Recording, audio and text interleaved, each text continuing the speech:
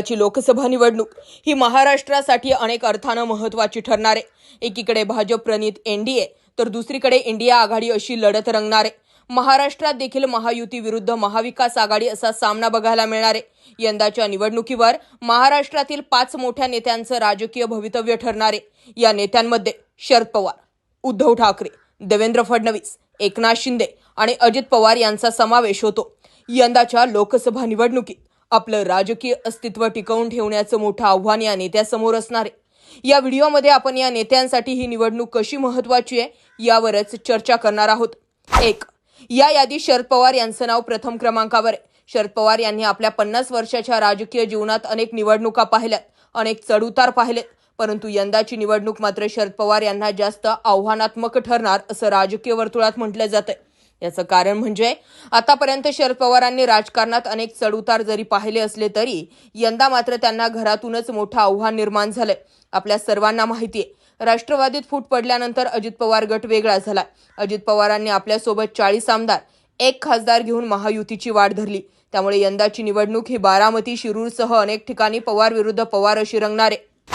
ही निवडणूक माझ्यासाठी फार मोठं आव्हान नाही असं शरद पवार वारंवार म्हणत असले तरी ज्या पद्धतीने अजित पवारांनी पक्ष व चिन्ह ताब्यात घेतलं ते बघता शरद पवारांना यंदाची निवडणूक राजकीय अस्तित्वाची ठरणार आहे। त्यामुळे यंदाच्या लोकसभा निवडणुकीत शरद पवार पुन्हा आपला करिश्मा खरा करून दाखवणार का यावरच त्यांचं व त्यांच्या गटाचं अस्तित्व टिकून राहणार आहे।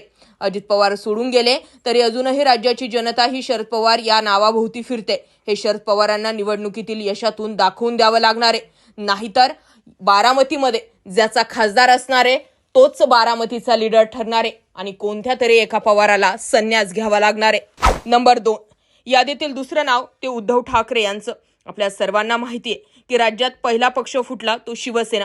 एकनाथ शिंदे यांनी तब्बल 40 आमदार व 13 खासदार सोबत घेत भाजपला साथ दिली। एकनाथ शिंदे यांचं बंड हाणून पाडायचं असेल तर उद्धव ठाकरेंना या लोकसभा निवडणुकीत चांगले यश मिळवावंच लागणार आहे। उद्धव ठाकरेंनी महाविकास आघाडीच्या जागा वाटपात शिंदेंच्या तुलनेत चांगली आघाडी घेतली आहे। साहजिकच उद्धव ठाकरेंचा आत्मविश्वास आता दुणावलेला आहे। एकनाथ शिंदेंनी केलेल्या बंडाला तोडीस तोड उत्तर द्यायचं झाल्यास उद्धव ठाकरेंना शिंदेंपेक्षा जास्त खासदार निवडून आणत आपला दबदबा सिद्ध करावा लागणार आहे। असं केल्यावरच काही दिवसांनी येणाऱ्या विधानसभा निवडणुकीत उद्धव ठाकरे आपलं अस्तित्व टिकवून ठेवू शकणार आहेत। उद्धव ठाकरेंसमोर भाजपसारख्या बलाढ्य पक्षाचंही आव्हान असणार आहे। त्यामुळे उद्धव ठाकरेंना आपला राजकीय गट स्थिर स्थावर करायचं असल्यास यंदाच्या निवडणूक अस्तित्वाच्या कराव्याच लागणार आहेत। नंबर 3. या यादीतील तिसरं नाव आहे ते एकनाथ शिंदे यांचं। आपण केलेलं बंड हे योग्यच होतं हे शिंदेंना दाखवून द्यावं लागणार आहे। यंदाच्या लोकसभा निवडणुकीत शिंदेंना अद्याप 9 जागा मिळाल्या, त्यांना अजून 3 ते 4 जागा मिळण्याची शक्यता आहे। परंतु तेवढ्या जागा मिळाल्या तरीही शिंदेंना तुलनेत उद्धव ठाकरेंपेक्षा कमीच जागा मिळणार हे स्पष्ट आहे। त्यामुळे साहजिकच आहे त्या जागांमध्ये जास्तीत जास्त यश मिळवण्यासाठी एकनाथ शिंदेंना शर्थीचे प्रयत्न करावे लागणार आहेत। आधीच भाजपचं जागा वाटपात राहिलेलं वर्चस्व, त्यात वाशिमसारख्या ठिकाणी एकनाथ शिंदेंना भाजपच्या दबावामुळे बदलावा लागलेला उमेदवार, ठाण्याच्या जागेवर भाजपनं केलेला दावा, या सर्वांमध्ये एकनाथ शिंदे कोंडीत पकडले गेलेत। महायुतीत भाजपची असलेली दादागिरी शिंदेंच्या बहुतेक नेत्यांच्या पचनी पडली नाही। लोकसभेतील कित्ता विधानसभेत कायम राहिल्यास एकनाथ शिंदेंसमोर आपल्या पक्षातील नेत्यांना टिकवून ठेवण्याचं मोठं आव्हान असेल। त्यामुळे लोकसभेत जास्तीत जास्त जागा जिंकून महायुतीत आपलं महत्त्व टिकवून ठेवण्यासाठी एकनाथ शिंदेंना मोठे प्रयत्न करावे लागणार आहेत। 4थं नाव आहे ते म्हणजे अजित पवार यांचं। राष्ट्रवादीत बंड करून अजित पवार आपल्या 40 आमदार व 1 खासदारासह महायुतीच्या तंबूत दाखल झालेत। शरद पवारांसारख्या नेत्याशी पंगा घेतल्यामुळे आता ही निवडणूक अजित पवारांसमोर अस्तित्वाची ठरणार आहे। अजित पवारांनी बारामती, शिरूरची निवडणूक प्रतिष्ठेची केली आहे। इतर सर्व जागा एकीकडे आणि बारामती एकीकडे एवढी प्रतिष्ठा दोन्ही पवारांनी बारामतीत पणाला लावली आहे। त्यामुळे अजित पवारांनाही आपलं बंड यशस्वी करायचं असल्यास त्यांना यंदाच्या लोकसभा निवडणुकीत आपला स्ट्राईक रेट चांगला ठेवावा लागणार आहे। अजित पवारांच्या बंडामुळे शरद पवारांना साहजिकच उद्धव ठाकरेंप्रमाणे सहानुभूती मिळत आहे। त्यामुळे त्याचाही मुकाबला आता अजित पवार यांना करायचा आहे।